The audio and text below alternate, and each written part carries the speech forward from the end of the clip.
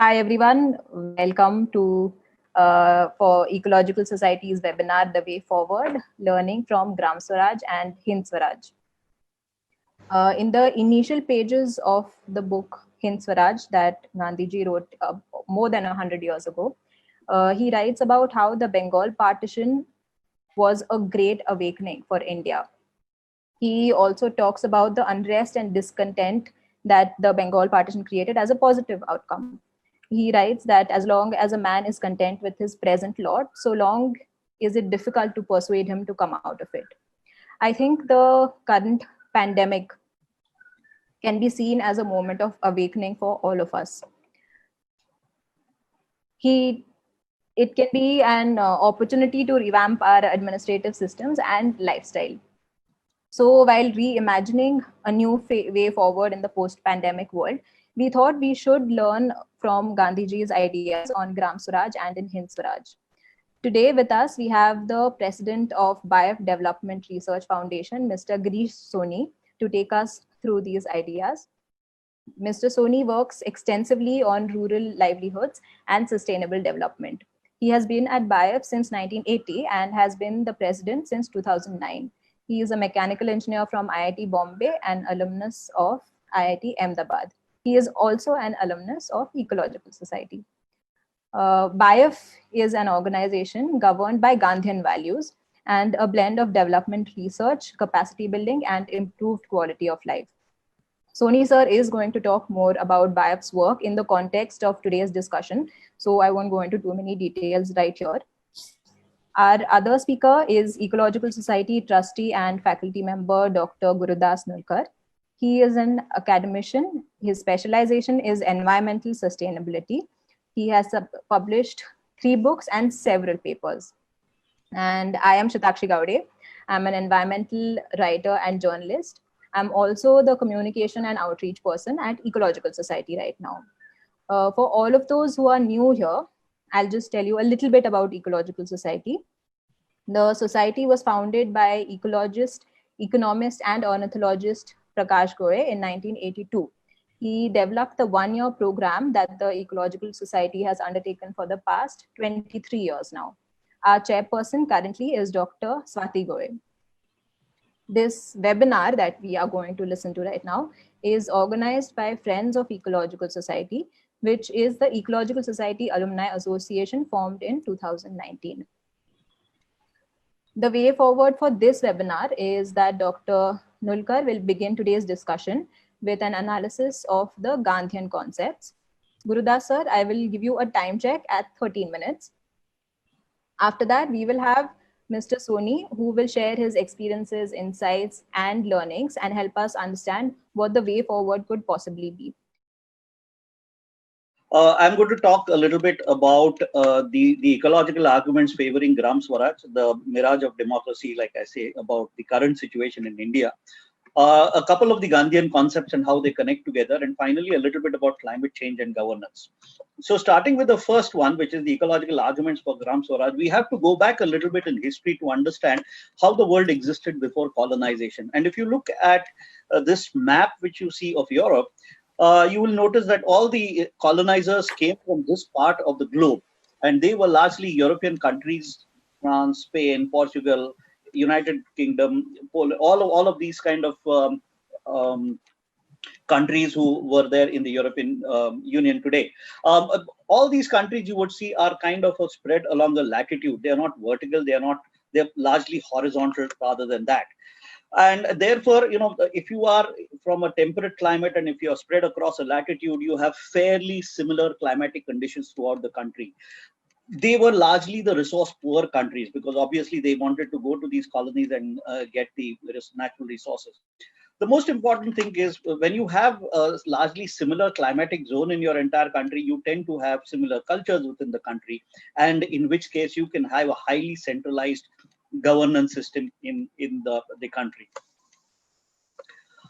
When the colonizers came to India, the Portuguese, the French, the Dutch, the English, the East India Company, all of them, they were not really sure about what kind of a country they were dealing with. If you look at India, we are spread across 37 different latitudes. The northernmost tip of Ladakh is completely different from the southernmost tip of Kanyakumari. The amount of sunlight which reaches Ladakh is different from that of Kanyakumari. The amount of rainfall in Rajasthan is different from Meghalaya. The kind of soil which you have in Konkan is substantially different from the soil which you have in Vidarbha or some other states. The entire physical diversity of the country was overawing for all of these colonizers. And obviously, the manifestation of the physical diversity is in the primary producers, which is the flora. And that created a fantastic biodiversity along with the fauna which came up. Now, when you have different geoclimatic zones, when you have different flora, when you have different fauna, the human relations with nature tend to differ everywhere. And we know for sure that the kind of species which the people in Tamil Nadu worship are totally different from the kind of species which are worshipped in Rajasthan. What is important in Konkan is not important probably in Meghalaya. It's probably eaten there. So we had diverse cultures, we had diverse human relationships with nature, and that gave rise to completely different cultures within a large country like India. It also gave rise to different understanding of quality of life. So a life which is a very high quality life in Rajasthan would be completely different from a high quality of life in Konkan or in Meghalaya or Manipur, so on and so forth. Their ideas of social welfare were different. And most importantly, their world views were different. Now, what this meant is that the Britishers were dealing with a huge physical diversity and a biological diversity, and they were left with a completely inexplicable human diversity, which was very difficult for them to handle in the first place. Before the colonization and before independence, we were at a very regional and a local natural resource management, a commons management program, and welfare, which was relevant to biogeographic differences. Now, when you shifted the center of administrative power to one particular location in the country for a huge country like India, then natural resource management gave way to economic resource management. Now we were not managing natural resources, they were economic resources. They were inputs to our economy. Water was an economic resource, timber was an economic resource, biodiversity was an economic resource, mining, all of these were economic resources rather than natural. The commons management gave way to land use management, which was essentially, they were planning the land, about how much of land to have in agriculture, how much to leave as forests, and so on and so forth. And welfare, which was relevant to biogeographic differences, made way for equality in welfare. Now, this is very strange because the distribution of natural resources stayed far from being equitable, and yet we were talking about equality in welfare. Now, there was a huge paradox here, and that was never resolved. And most importantly, the post-independence era was based on the three pillars, which were the free market economy, the continuous economic growth model, and the globalization model, which made way. So what we have today is a current model of a parliamentary democracy. Now, this parliamentary democracy, you will see, is largely founded upon the social choice theory or the public choice theory. There are two names to this particular theory, which means you have to combine individual opinions, preferences, and interests to reach a collective decision or welfare within a society. Now, this is the founding principle, which is the social choice theory of the parliamentary democratic model. However, for a country like India, the kind of diversity which we have just seen in the physical and the biological resources, as well as the human cultures and histories, as interests diverge in the economic activities, society will never come together.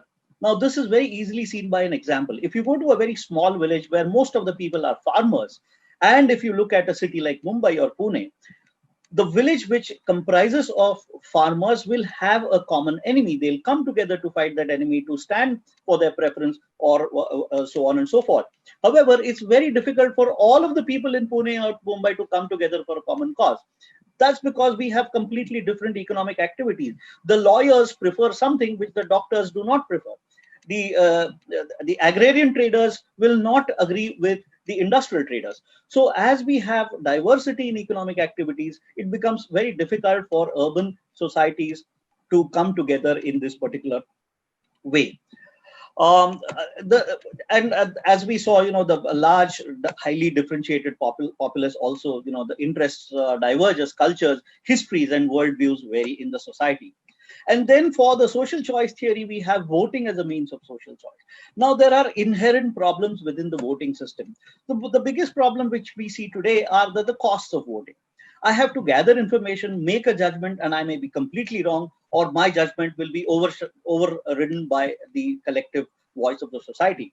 The outcome of the voting may not be favorable for me, and the benefit of the voting is essentially for the society, not for me as an individual. So, therefore, what do we see?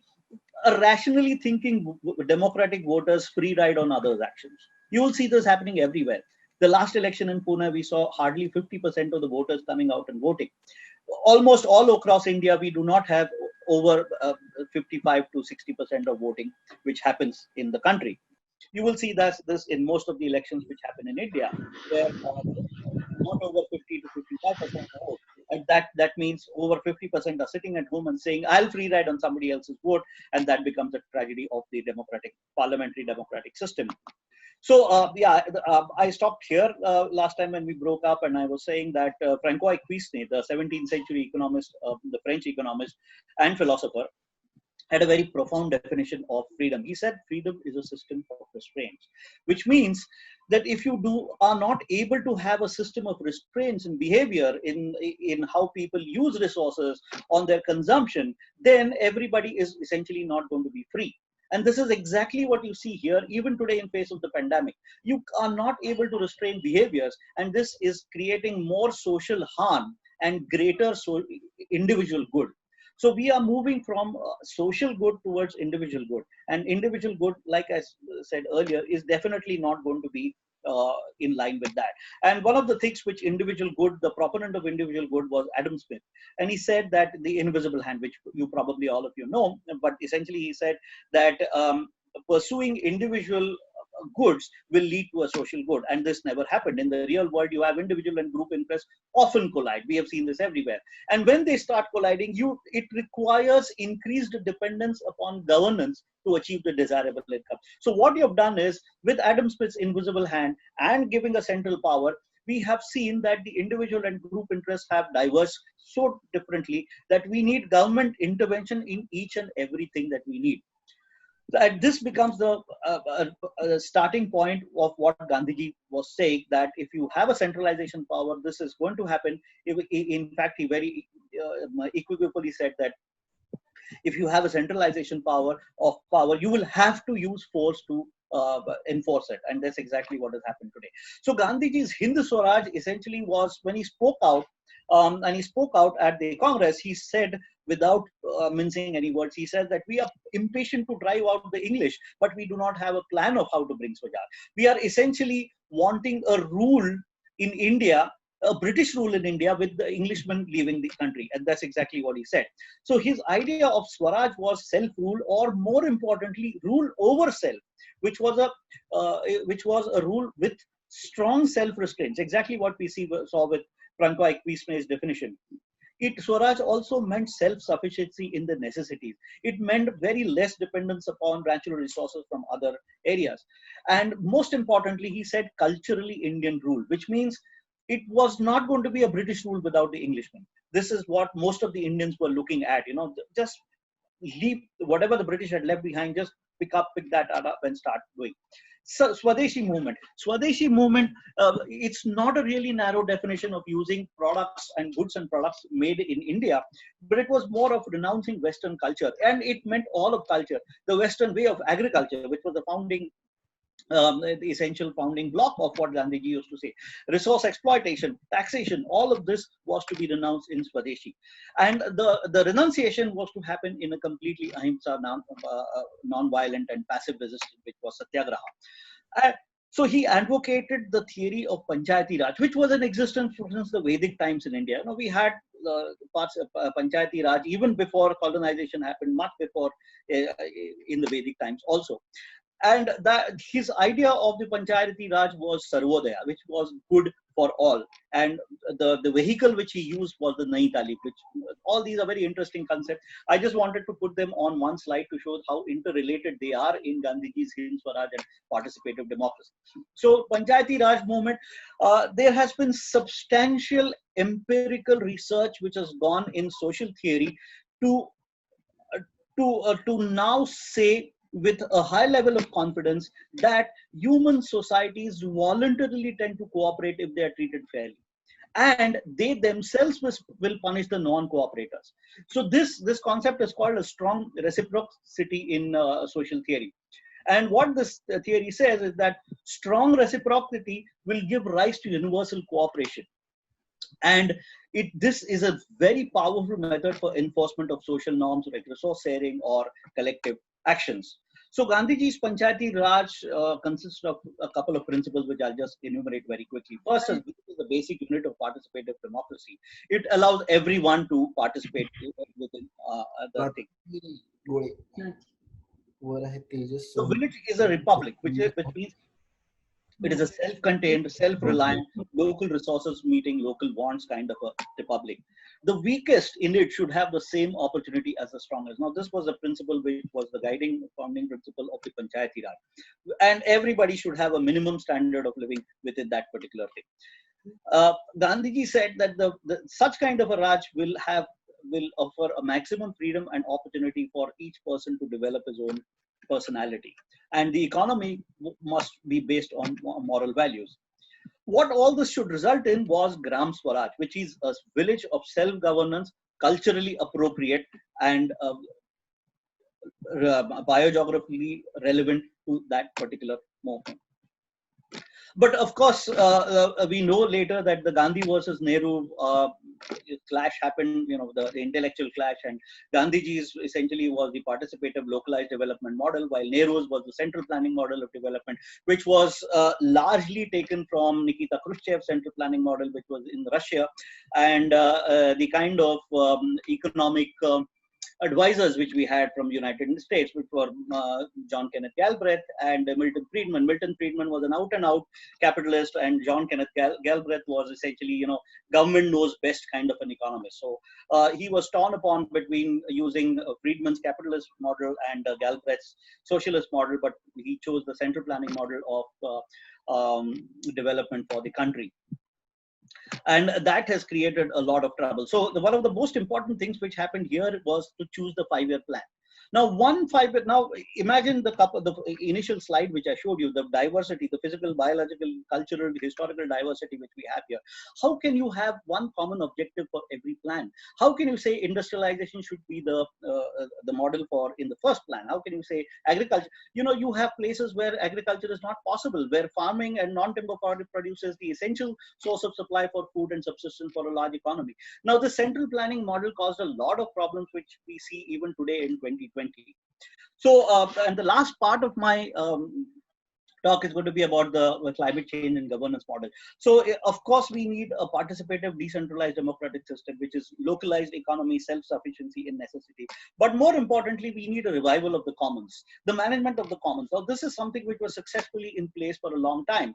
We had a lot of commons: forest food, fisheries, non-timber forest food, grazing, forest, watershed catchments, underground, so on and so forth. We had a lot of common resources which were shared, managed by the communities, and maintained, and a system of restraints is in place. Social fencing, as we call it now. So commons is not a free-for-all, but it's a carefully regulated and enforced system of management of common resources. It's a shared responsibility with shared responsibility and economy. Or it's a model of a distributive economy rather than a capitalistic model where you take away all the profit and then distribute all the social good. Here, in management of commons, nothing can be external. Everyone drinks from the same well. Now, if all of us are drinking from the same well, we are not going to pollute it. So that enforces a moral responsibility upon managing of that resort. Most importantly, growth for growth's sake is impossible here, but very easy in capitalism and the model which we. And the last thing which I would like to say is the revival of barter exchanges, economy with reduced dependence upon currency, and subsistence economy, which reduces the need for earning currency. These are the two basic things which we would need to incorporate within the Panchayati Raj model, which would like, and of course, Elinor Ostrom's principle of managing the commons are very helpful when we are looking at a model. So yeah, thank you very much for this time. I'm sorry I had to take far more than 15 minutes. That's essentially because of the technical reasons and the back and forth which I had to do. But that's about it. Thank you. I'm done. Yes, thank you so much, Gurudas sir. We now have Mr. Girish Soni, who will talk about the main meat of this lecture. Soni sir, it's your time now. Thank you so much for your patience, everyone. Thank you for joining us. Soni sir, you can begin. Okay, thank you, Satakshi, and I hope I am audible. Yes, sir, you're audible. Okay, in between the internet connection was not good, and I couldn't hear everything that Gurudas was saying. And we also faced a lot of difficulties in the connectivity and the live streaming. Right, yes, yes. So I remember when I first started working in villages, and I was discussing with a guy called William Smith.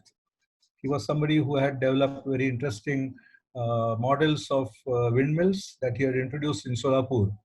And while we were discussing, he told me two important principles of appropriate technology for rural areas. So one of the things he said was, anything that can break will break. Right. Anything that can go wrong will go wrong. So that is Yes. the operative principle of appropriate technology. And I was just remembering that when we were facing all the challenges with the connectivity and maybe because of that, the voice. So I hope I am being audible. Clearly. If I am not audible, do let me know.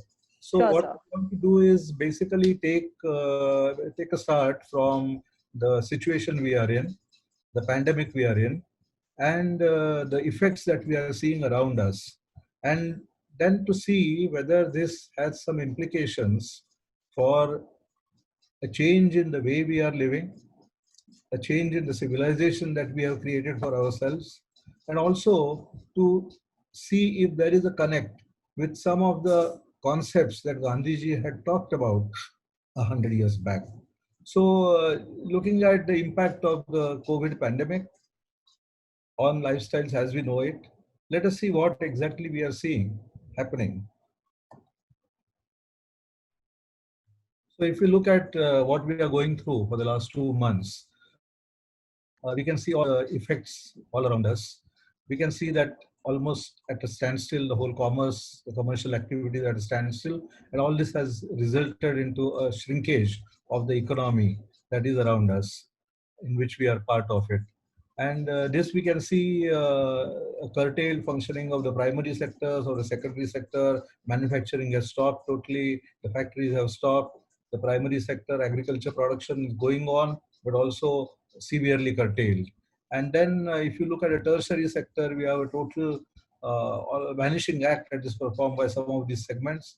Like travel is totally stopped. Transportation is almost stopped. Hospitality industry is out of its foundations, and there are so many others, and all because of people coming to a standstill, required to stay in their homes, not able to move out, in the fear of a pandemic becoming more aggravated. So what exactly are we experiencing? Are we looking at an economy which was actually a large number of bubbles that were growing and growing and growing, and we were calling it a growth of the economy, and it is these bubbles which are bursting? Or is it a very unreal, phase of a economic growth or activity that was before us, and we were looking on it as a major positive development that is taking place in the country, and suddenly something comes and uh, makes the facade crumble, and then we find behind that the economy was really too basic than what was being made out. And while all this is happening on the one side, economy, which is a human endeavor, on the other side, we also find some changes that are coming about in nature. We are seeing that a lot of environmentally positive things are happening. The environment is mending itself. You find the ozone, the hole in the ozone layer is mending itself.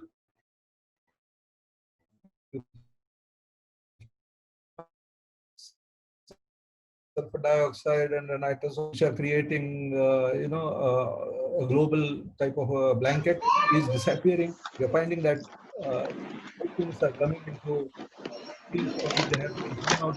So all sorts of changes which are wildlife is coming into areas otherwise frequented by humans. So there are these transitions that are also happening. I request everyone to mute, please.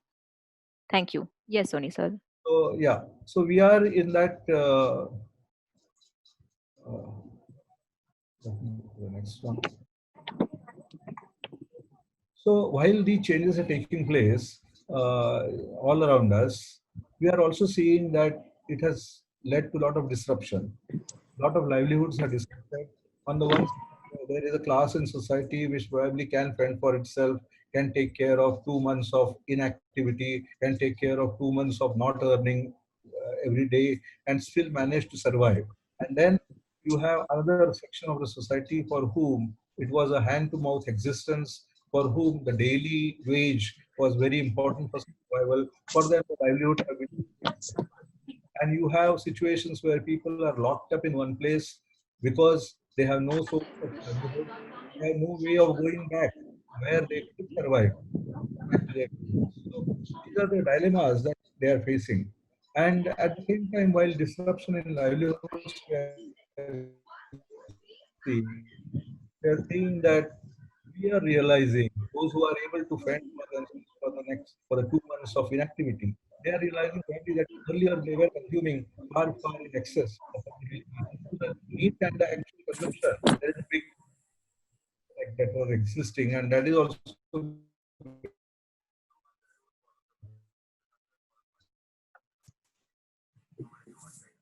Soni sir. situation about the changes in our lifestyles. Soni sir, your voice is breaking a little.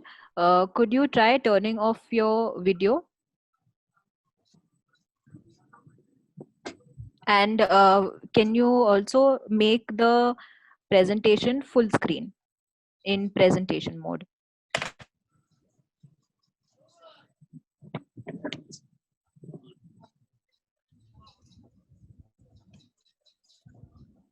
We can still see your screen. Yes, your video is off. And is there any way that you can talk a little louder, or maybe connect? Yeah, I will try that.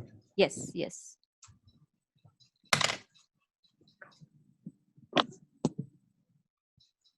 Yeah. So Yes. it's okay now. The presentation is full screen. So these are the transitions we are seeing. You are able to hear me properly? Yes, sir. Sakshi, can you hear me? Yeah. Yes, yes. Superimposed on all these transitions, we are also seeing a lot of reverse migration that has started. So those who are out of jobs, those who don't have livelihoods, their earning is disrupted. They are wanting to go back to their roots and hoping that just going back help them to survive, maybe at a much lower level of standard of living, but still that is what they are expecting. And so you find a lot of reverse migration taking place. And this universal phenomenon you are seeing everywhere. In fact, what we did was, by my organization, we did a few surveys. And one of the surveys we did was in more than 100 villages in Maharashtra, and that covered 4 districts. And in those 100 plus villages, the population was about 45,000 households. And in those 100 plus villages, there were 15,000 migrants who had returned from towns and cities. So we are almost talking of 150 return migrants in each village that we surveyed. And what it means was that it comes to almost uh, 1 or 2 members from every household. So we are talking of almost 25% of the households were having migrants, and they came back. And all those migrants who came back, 70% of them were in actually temporary jobs. They were not having regular permanent jobs. Most of them, 70-75%, were doing temporary daily wage labor, and they were back because there was no other opportunity. It was very interesting also to see what was the background of these people and how much they had, how much education they have had. And it was very revealing that 20% of them had completed 12th standard education, 24% of them were graduates, and 13% of them had already done vocational courses. So that speaks for the type of education that we have been making a population go through. And all that, almost 40-45% of the migrants being educated in beyond 12 and in vocational courses, they were having no other way but to do almost unskilled labor. So they came back to the villages. 5% of them were landless. And for those who were in agriculture, their land was not sufficient to provide them a livelihood. In fact, that is the reason they had gone back. And we have a situation where they come back to the villages, but there is nothing to do.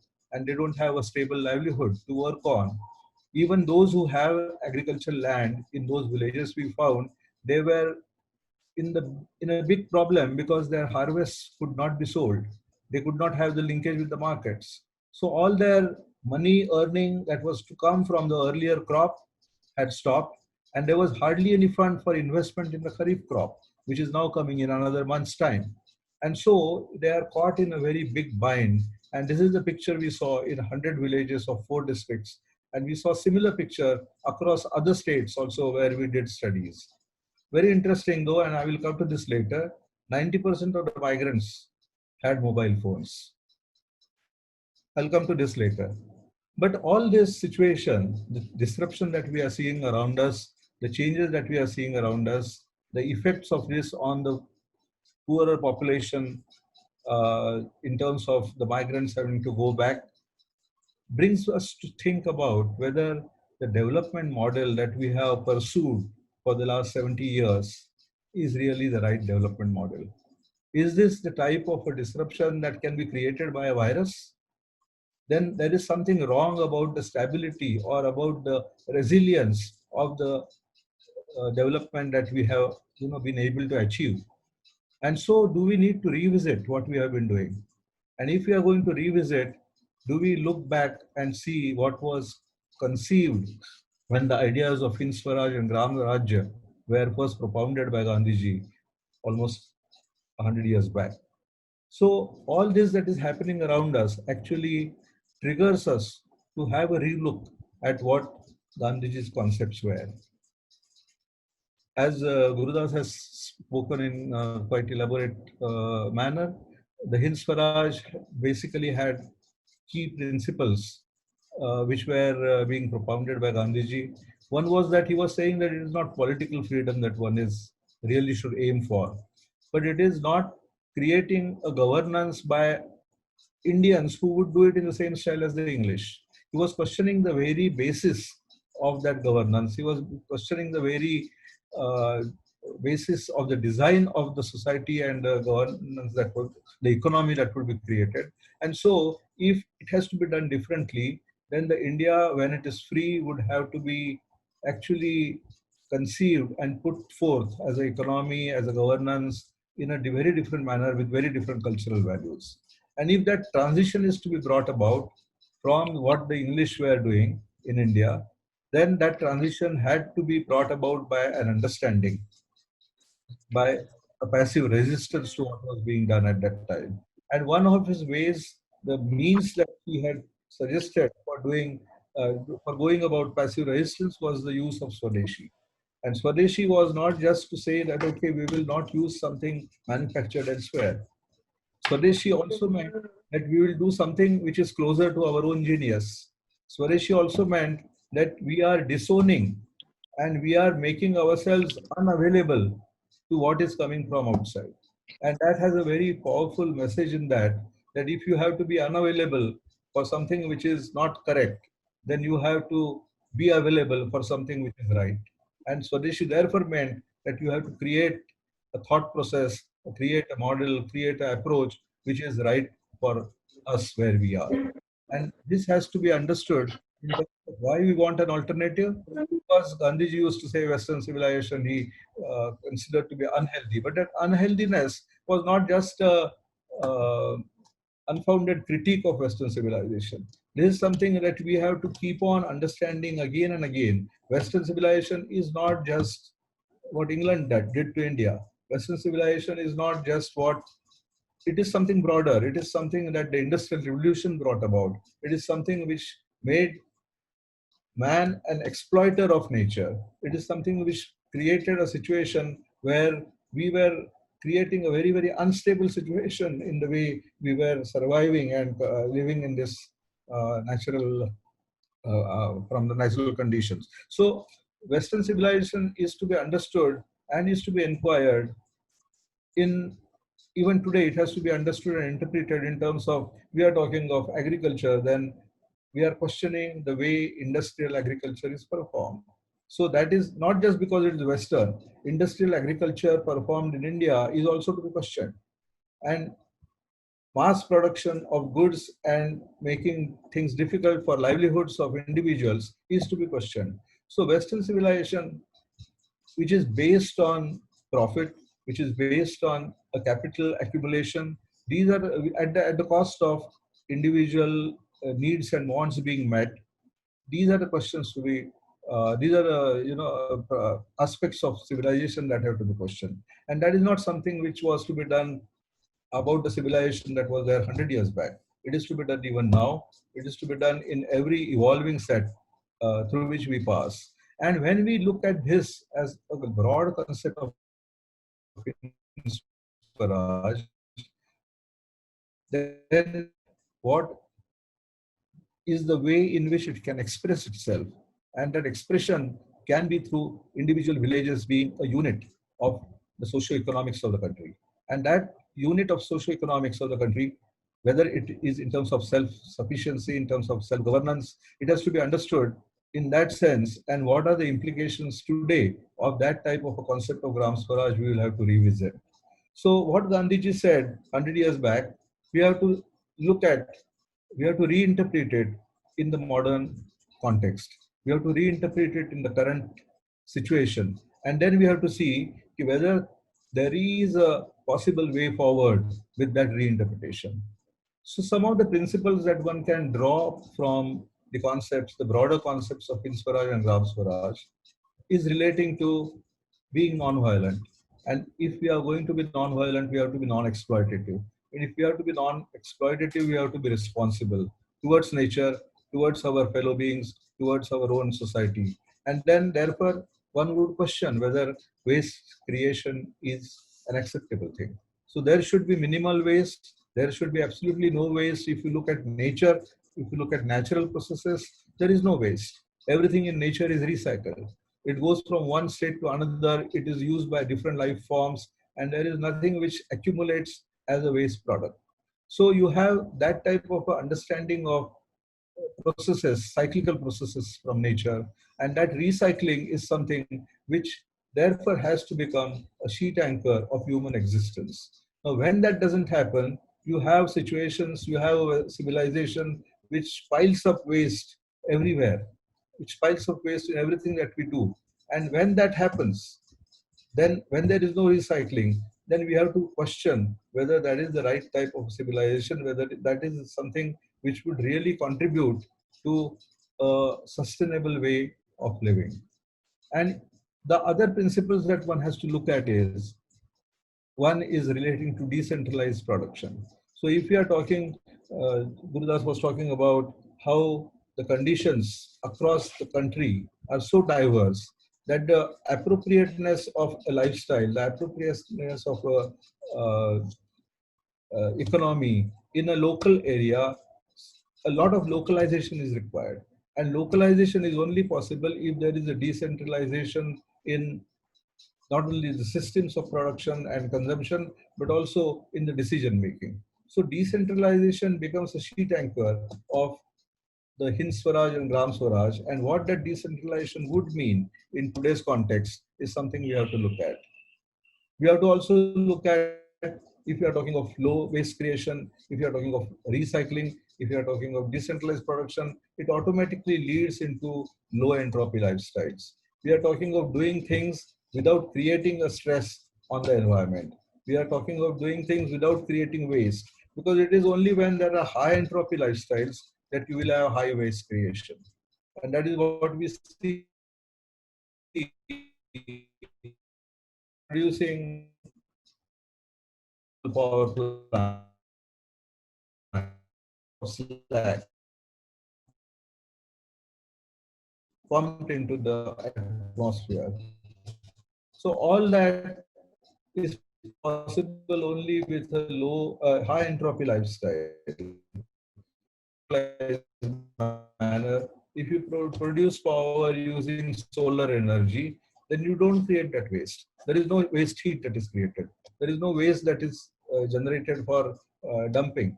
And if you look at nature, then you will see that the use of energy in nature is at ambient temperatures. There is hardly any process in which there is a high level of temperature involved in the process. And therefore, the most efficient way that happens without any waste creation, without any entropy addition, is photosynthesis, where energy is used from the sun, but what is created without any waste heat.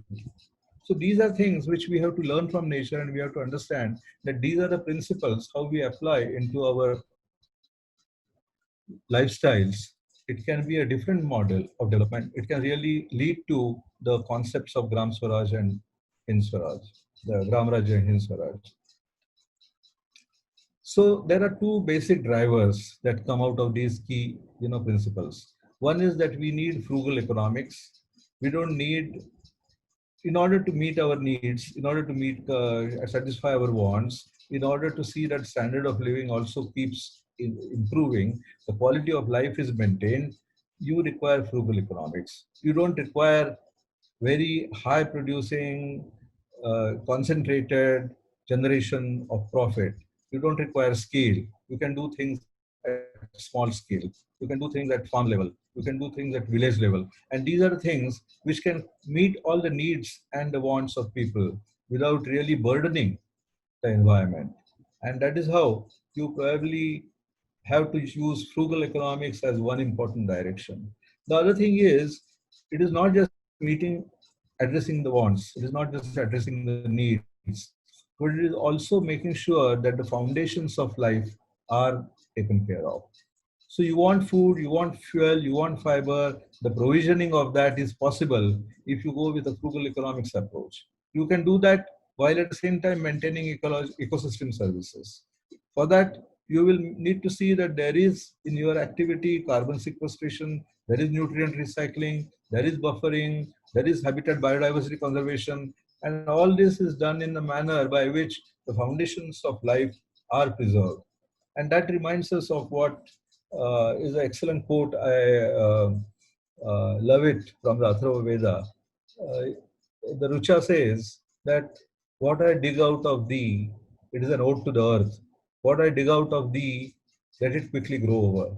Let me not damage thy heart or thy vitals. So I think that is a feeling which comes out that, okay, whatever I am going to do is going to be disruptive in nature, but let me do it only in such measure and only in such a manner that I don't create a major exploitative negative impact on the whole balanced cyclical process. With that type of approach, with that type of feeling, if we are living, if our lifestyle is trying to adopt that, imbibe that, then probably we are going to preserve the foundations of our existence.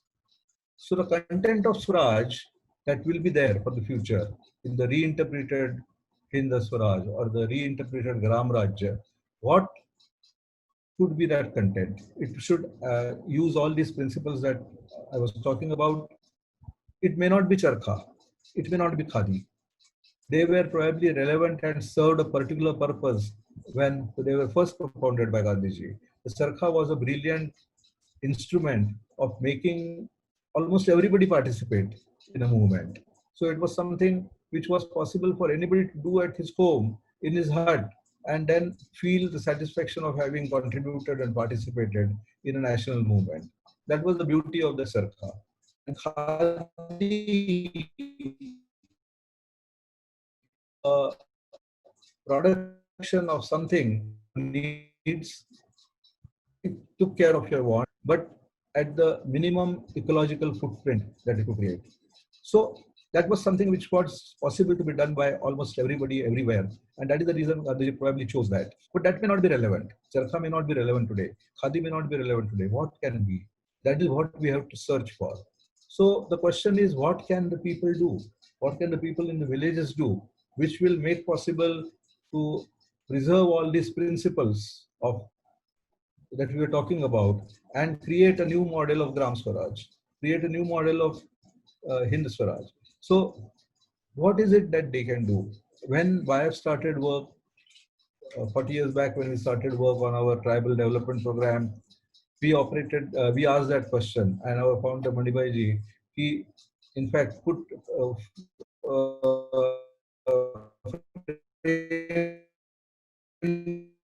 okay,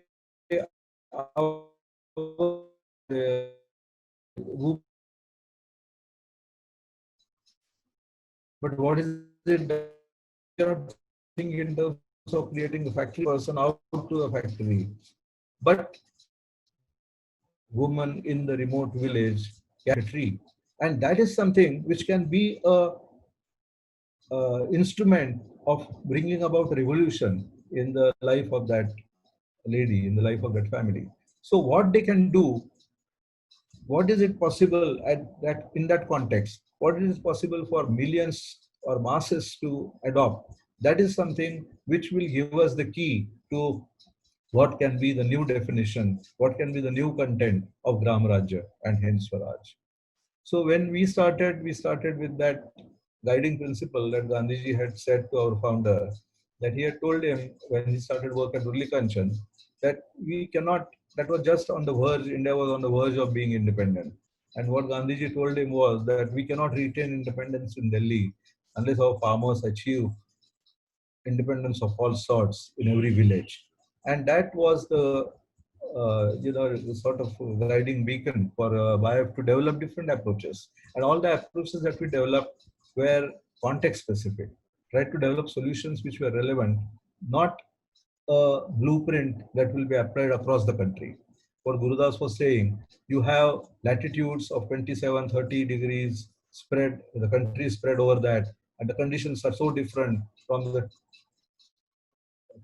Ladakh to Kanyakumari and from Rajasthan, that you cannot have the same shirt fits all approach. You have to have an approach which is not of a blueprint, but of a pattern, of principles applied in the local context to create a local solution. And that is what we have been doing. In our watershed programs, we have developed approaches which are different in different contexts. In our livelihoods programs, we have developed approaches which are different contexts. And it is probably that which has given an appropriateness to whatever program content we have been able to evolve. So another important aspect that is there part of our programs and livelihoods is how we can bring back trees into the farming system.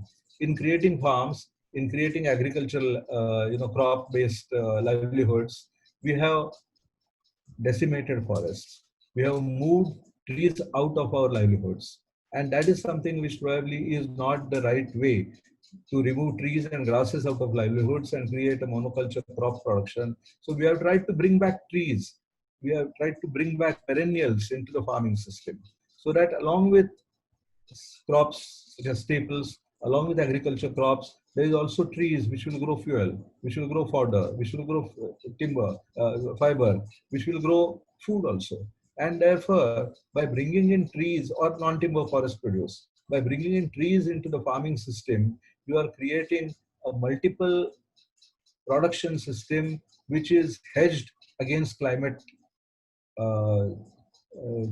adversities. So it is something which is hedging against economic ups and downs.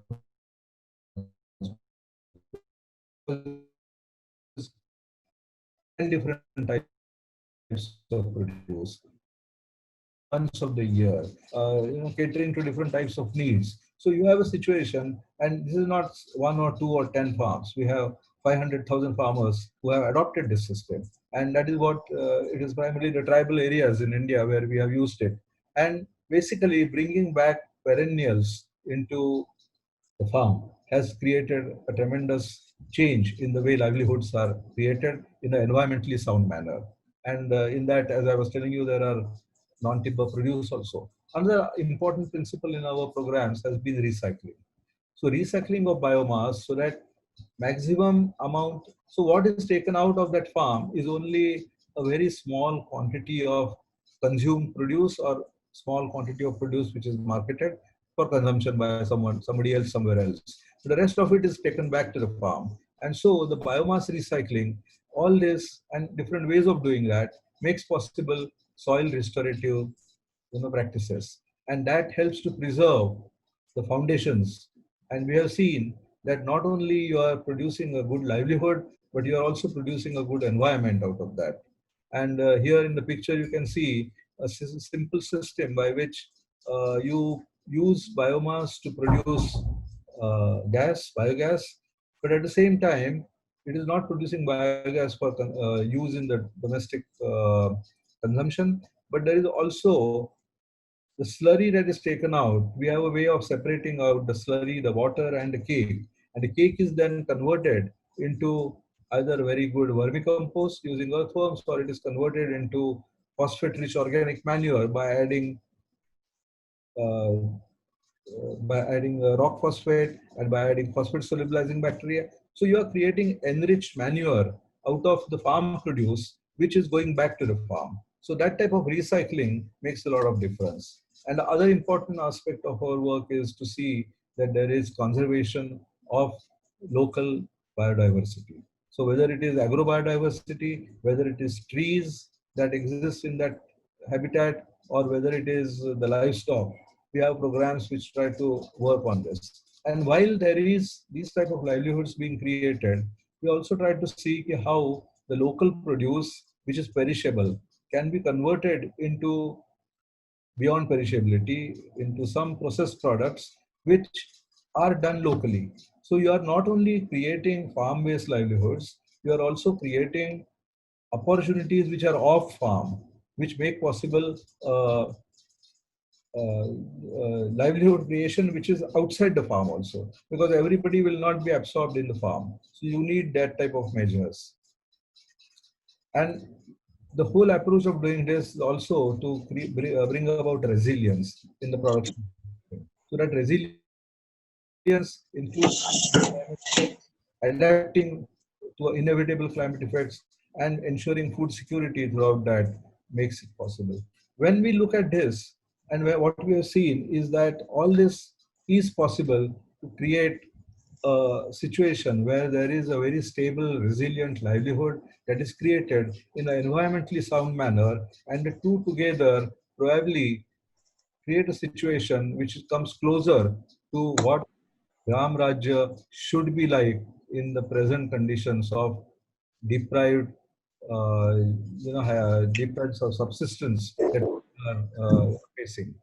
I would like to also take you to some very interesting concepts that were put forth by Alvin Toffler and his wife Heidi Toffler.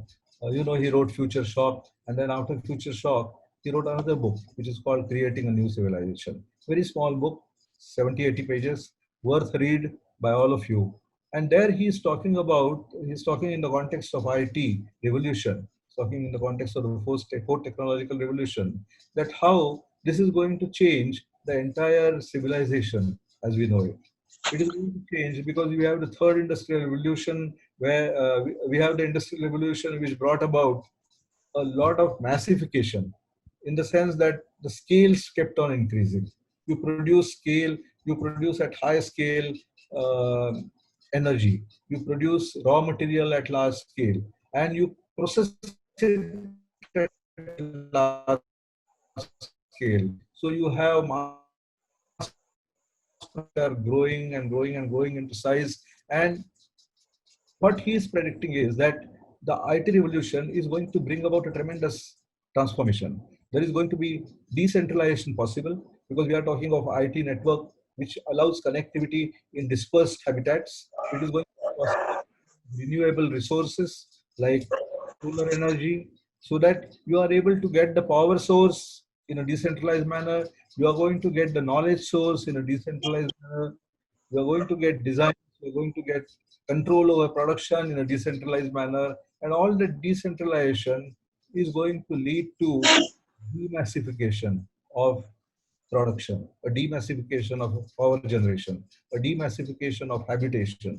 As a result, one can expect that there is going to be the way people live, the way habitats are there, and the whole the whole this type of decentralization can bring about a flowering of individual talent, the flowering of diversity. So you can have, for example, a lot of diversity in the production.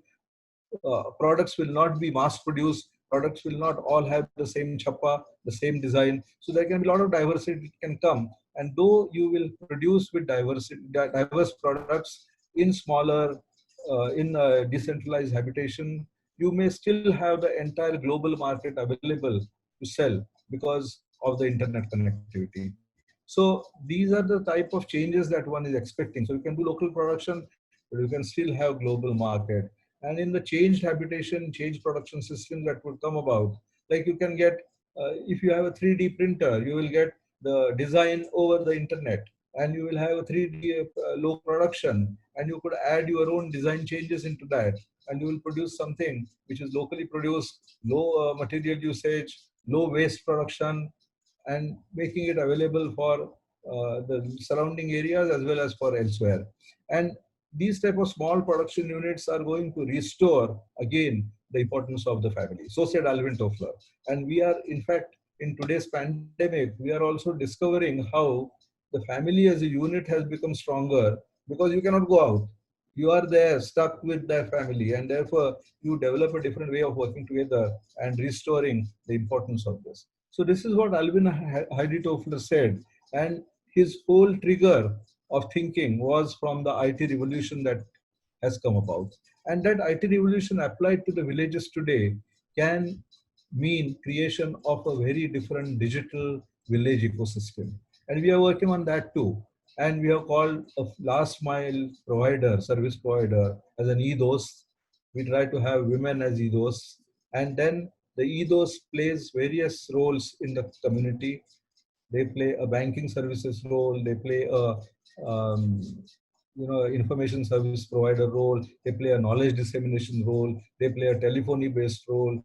They do digital surveys for us. They do all this I was quoting about were done by such people using their mobiles and an Epiconnect based data capture. And so we have a last mile provider. This is something which was not there. This type of service was not there. This technology was not there in 100 years back when Gandhiji conceived Gram Rajya or when Gandhiji conceived Hind Swaraj. But today, in the new Gram Rajya, in the new Hind Swaraj, the digital ecosystem has an important role to play. Decentralized energy production through solar technologies has an important role to play. So we have this digital village ecosystem, and just for your information, we have this concept of VDOS, and we give preference to women, and we have, for example, 10 such women. We started off, now we are moving to about 200 of them, and these EDOs are what provide all sorts of services, whether it is relating to cash withdrawal, deposits, mobile recharge, money transfer, such financial services, as well as e-governance related services. And that is a need for the farmers. That is the need for the rural community. And with that, they have a standard rate chart. They are providing services. For example, our first EDOS did transactions in a matter of about 6-7 months. She did transactions over 7 lakh rupees, earned a commission of almost 20,000 rupees, and benefited more than 500 people. So that is something which is possible. Similarly, renewable energy, what are things are possible? And all these are going to create new livelihoods. And these are the green jobs of tomorrow. The green jobs of tomorrow will come from recycling. The green jobs of tomorrow will come from value addition, like the solar dryer based enterprises. The green jobs of tomorrow will come from renewable energy. The green jobs of tomorrow will come from efficient water management. And these are different opportunities that exist today but are not fully tapped in the village ecosystem. So all these will become part of the Gram Swaraj that has to shape in the new context. And therefore, the reinterpreted Gram Swaraj, which we have to populate, the content of that has to be defined by you and me. It cannot be defined by Gandhiji. We cannot read Gandhiji's books to see what Gram Swaraj should be today. It is something we have to create ourselves. And that will be about improved sustainable agriculture. That content will be about recycling. That content will be about conservation, about decentralized working, off-farm livelihoods, renewable energy, ICT. So there are the host of different possibilities that are there, which only the youth of today can contribute to.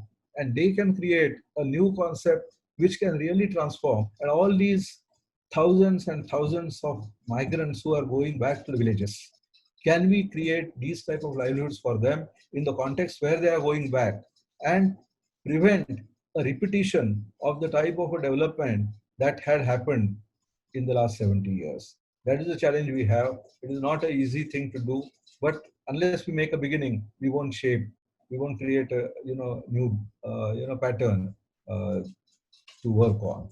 So thank you so much. These were just ideas which probably lead us on to a new definition of Gram Swaraj. Thank you. Thank you so much, Soni sir. That was very in detail and covering so many things. I've already started getting some questions. The first one is from Ajay Phatak, who is also a trustee and faculty member at Ecological Society. His question, Soni sir, is how do we define self-sufficiency in the cultural context? How would that change, and what might be the way for such a transformation? That is Ajay's question is very pertinent and probably very difficult, because the concept of sufficiency is not a material concept. The concept of sufficiency and happiness, both are actually something which Gandhiji talked about, should be the results of the social system that he was expecting to shape. So sufficiency and happiness are concepts which have a very strong subjective element to it. And therefore, it is not just the material provisioning that is going to make something sufficient. One can always say what are the minimum, one should not go hungry, and there should be enough roti, kapda, makan, whatever that is there. But ultimately, there are also values involved. So whether you are exploitative in the way you think, if you want to create an opulence, if you want to create a huge prosperity is defined in terms of how whether you are satisfying your needs or whether you are having so much to live on. This will decide whether you will be exploiting nature. So if you don't define sufficiency, not only in terms of the material basis, but also in terms of what are the values that drive the definition of sufficiency, we will miss the boat. And the whole direction of Gandhiji's thinking, which we have to again revisit. If you want to have recycling, if you want to have conservation, if you want to have biodiversity, all these things have a value, they are all value loaded. Unless you have the values accompanying these concepts, you will not be able to define only in material terms. So Ajay, I would say that the question is very valid, but it cannot be answered only in terms of material terms. It cannot be like poverty line being defined by 2000 calories or 1800 calories per day. It cannot be only a material basis of defining. Right, so sir, one connected question. The next question is from Ketki Ghate. She's also a faculty and one of the founders of Oikos. She asks, how do you look at artificial intelligence and smartphones reaching villages from the Gandhian ideology perspective? Artificial intelligence is just reaching, but smartphones have already reached.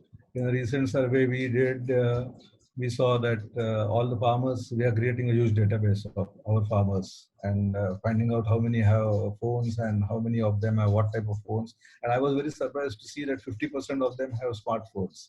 And I think it is a fantastic tool. Of course, every such technology is a double-edged sword. So it can always be used this way and that way. But I think it is a fantastic tool. And if that fantastic tool is in the hands of millions of our grassroots people, then that can become it can bring about a revolution. For example, the smartphone to me is an excellent channel to take knowledge to the people.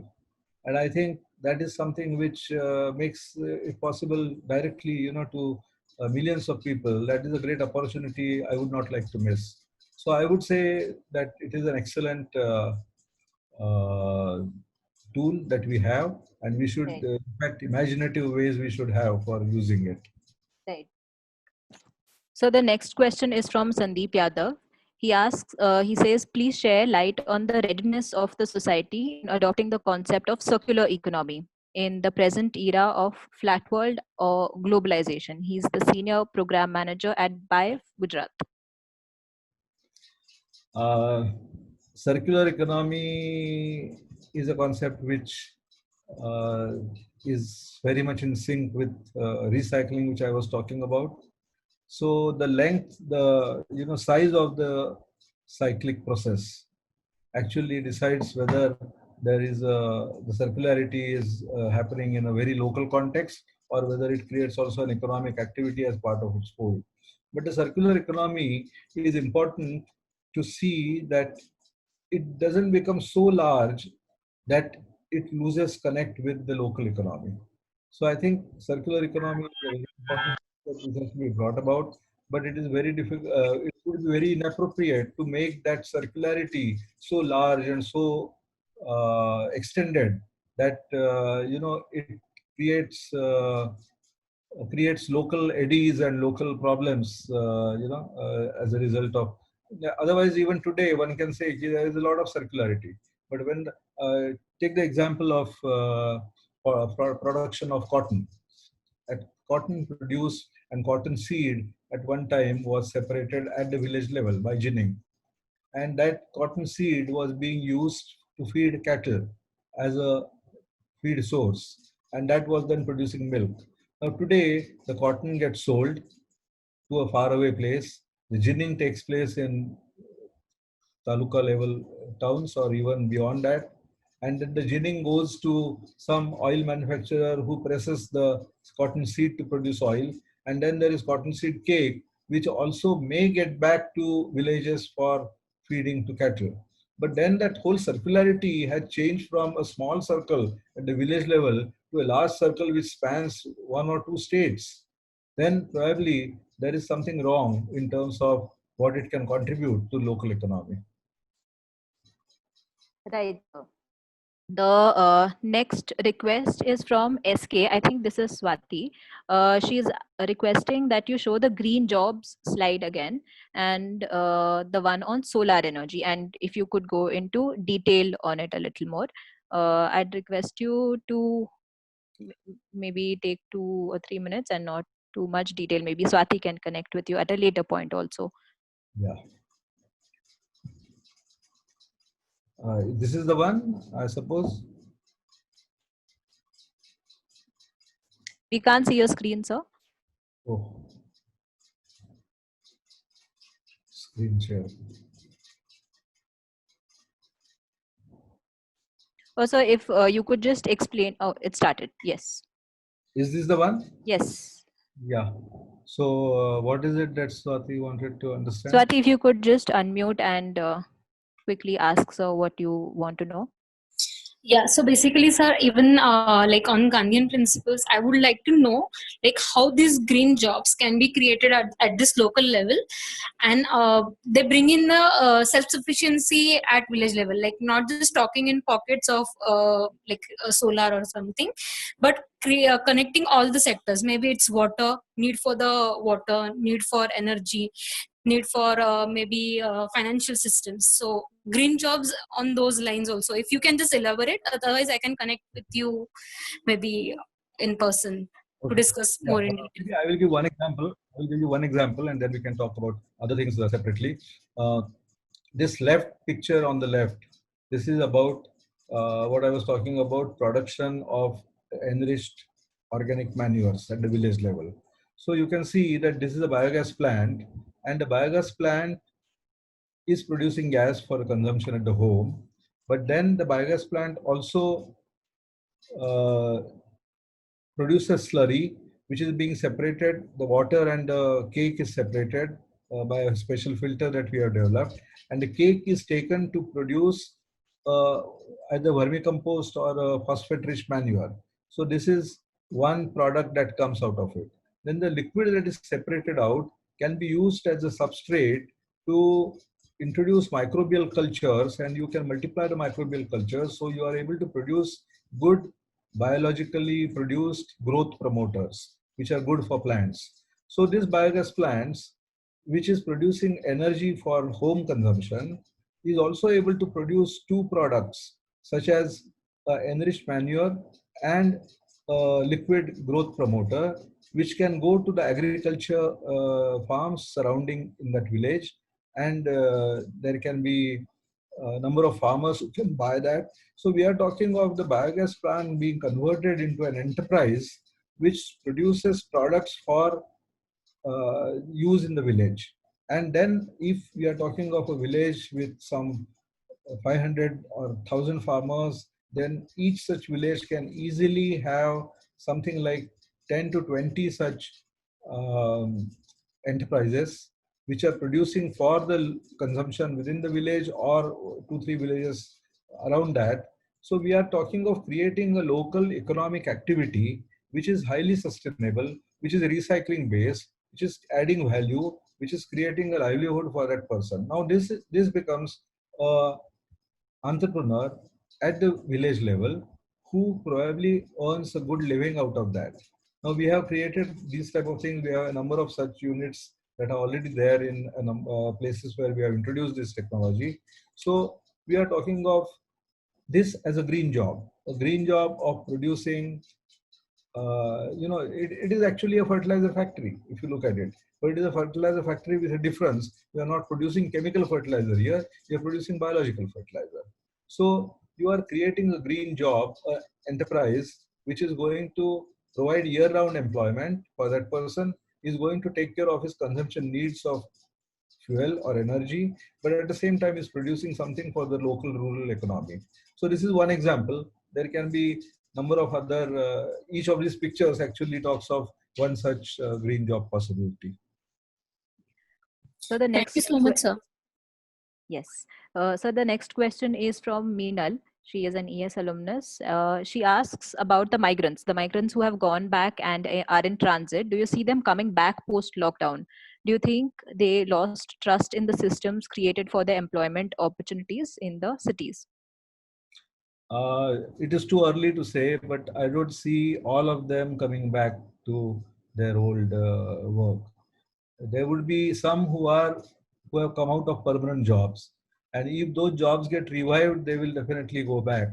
But that is a very tiny portion. Most of them, as you have seen from the figures I have quoted, almost 70 to 80% are on non-permanent jobs. So the economic revival will take a very long time, which will again pull them there.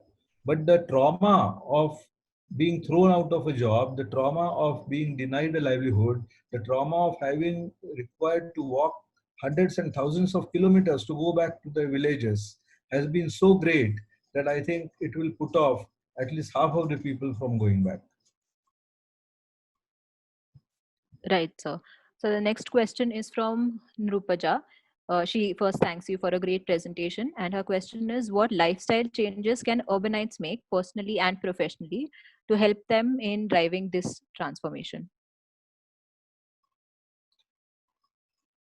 I think one of the things that we have to question ourselves as urbanites is to the extent and the quantum of consumption that we do and the quantum of waste creation that we do. I think these two important drivers can change our own lifestyle and living conditions, and that would have together a great impact on all these issues that we are talking about. Right. So the next question is from Aniket. He says that businesses, once they grow beyond certain limits, become nature exploitative, as it is crucial for them to remain profitable. Do you think FPOs or cooperative society-like structures are more suitable for decentralized development? How do you evaluate success of trusteeship model suggested by Gandhiji in the current times? Decentralized economic development would require uh, organizations like cooperatives or farmer producer organizations, because everything cannot be done at the level of an individual family. So we are talking of a lot of things happening at the family level, but there would be some things which cannot be done at family level. It has to be done by a few families come together, or maybe a small hamlet or a village come together and do things. So For that, this can only be possible if there is a organizational base to that in the form of a farmer producer organization, which could do. So I think that they are a very important, vital element in the scheme of the Gram Rajya of tomorrow. So we are talking of building up from below. You start from a family level, you then build up on groups of families or on hamlet level or at village level. So basically what we are saying is that something which is possible at the individual family level should be done there and should not be done at the level of a large factory. That is the principle we do, to do things where at the level where they can be done lowest.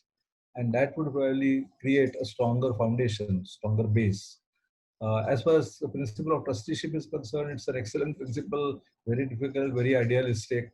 But that is something which Gandhiji's whole thinking was always marriage is not the perfect word, but combining of spiritual thinking with, bringing it to terms to real life. So I think trusteeship was some such concept where he's talking of uh, the Upanishads say, or the Gita says that Ishavas Upanishad says that Tena Tektena Bunjita. So you have to go beyond, uh, you have to go beyond enjoyment, but still do the thing as if you are doing it perfectly. So it is, trusteeship is like that concept. No? You don't expect to derive out of that benefit, private benefit, but still you are putting your best in the whole management and the running of that organization. So it tries to bring together more spiritualism into the functioning. So it is not easy, but an ideal worth pursuing. So before the next question, there was a comment saying, thank you so much for this data-based and possibilities-based way forward. And that thank you that it was not just Gyan. The next question is from Preeti, who asks, what do you see as possibilities for corporate houses to rethink their structure and principles towards alignment with Hind Swaraj? I think it can come more from realizing how the last 150 years of development and growth is not really in line with the best interest of humanity. So after all, corporates, the businessmen, they're also human beings first. And one has to realize that the change has to come even in their thinking. That was the whole concept of Gandhiji in Hind Swaraj, that it was the concept of a changed way of doing, not just like the English were doing, was to be brought about by non-cooperation, by a civil way of uh, presenting a different viewpoint and convincing the other person of understanding that that is in the larger interest of both of us together. So I think it may look conflicting, the businessman's present uh, approach driven by capitalistic, profit-oriented thinking. And it will take a long time for everybody to have that type of a change of thinking. But one has to make a beginning by having more and more critical mass of people understanding that it cannot be business as usual. It has to be done differently. The whole concept of corporate social responsibility that came about and today has become actually driven by law. Unfortunately, when it started, it was not driven by law, but it was more a persuasive way to beginning it. But corporate social responsibility has come about because corporates started realizing that they require the sanction of the society to exist and to do business and to earn profit. So unless they have a sanction of the society to do that, they will not be allowed to do that.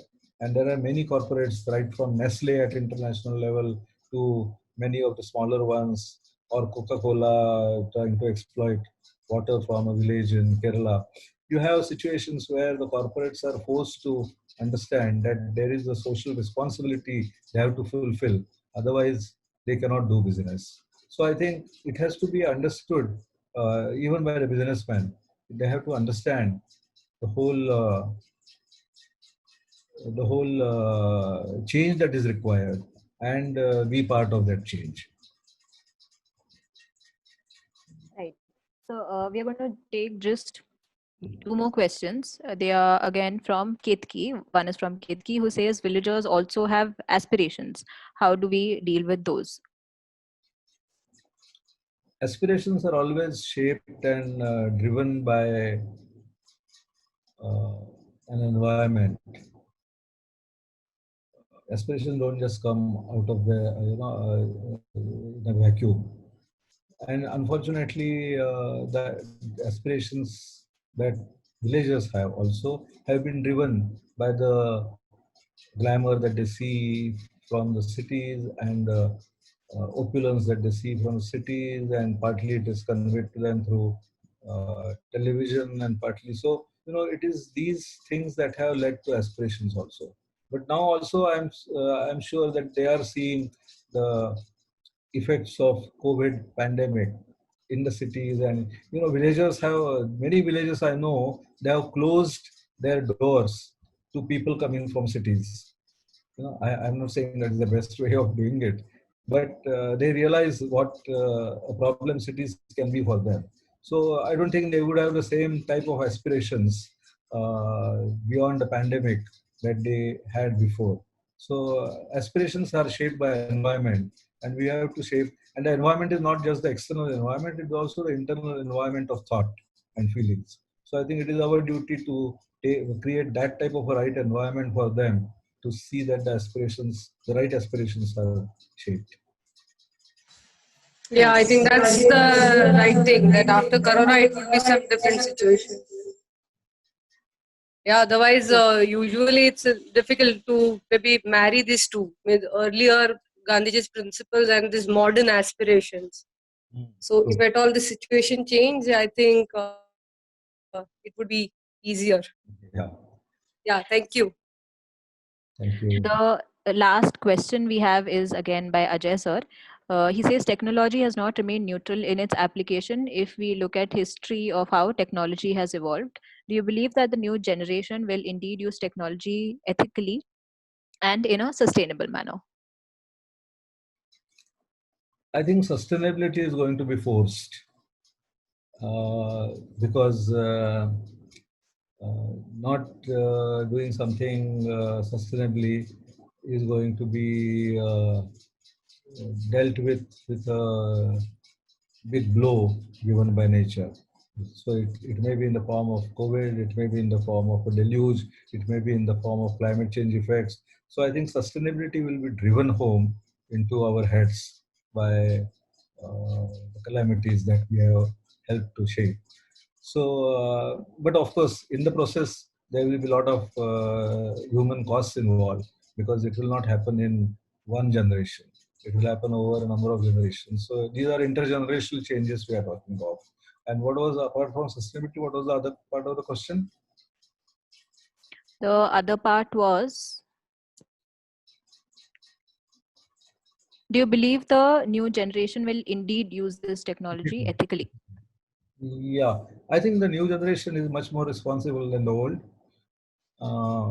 Probably because they have, I think the old generation, that is my generation, probably was more indulgent, and we had not started feeling the negatives so much that we could afford to be loose in our functioning. But the new generation is seeing more starkly the negative effects, and therefore I think they are more responsible, and that would force them to be more ethical. Right, right. So I think that's a positive note that we can stop on, that the next generation is going to be more responsible. And Hind Swaraj also says that the challenge now is for the new leaders to define the way forward. I just want to thank everyone for your patience while we switched technologies and moved platforms multiple times Thank you to Soni sir also for telling us principles about technology failure as we dealt with the failure and the gaps. Gurudas sir, thank you for going over everything again and again so many times. Uh, I also want to thank Abhijit and his team of Elegant Enterprises for the technical support. Before we wrap up, I would like to invite Gore ma'am to say a few words, and Gurudas, if you also have some thoughts from the entire discussion. Okay, Gore ma'am, if you could just say a few words for us. फार सुंदर झालं दोघांचंही गुरुदास आणि सोनी सरांचं आणि many things to learn खूप वेगवेगळ्या गोष्टी शिकायला मिळाल्या आणि मला वाटतं सगळ्या फोरमलाही फार नवीन गोष्टी विशेषतः बायफचं जे काम चालू आहे on a very large scale ते सगळ्यांपर्यंत पोहोचलं असेल आणि thank you Soni sir ecological society कडून मी तुमचे आभार मानते. Yes, thank you, ma'am. And finally, thank you everyone for being here, for asking these amazing questions, for your patience, and for this lovely evening that we've had today. There'll possibly be more such discussions because there are many alternatives to the way forward. And we hope to see you again here. That's all. Thank you from all of us. Good night and bye-bye. Thanks to you for being such an excellent host and compere and making this. Thank you, sir.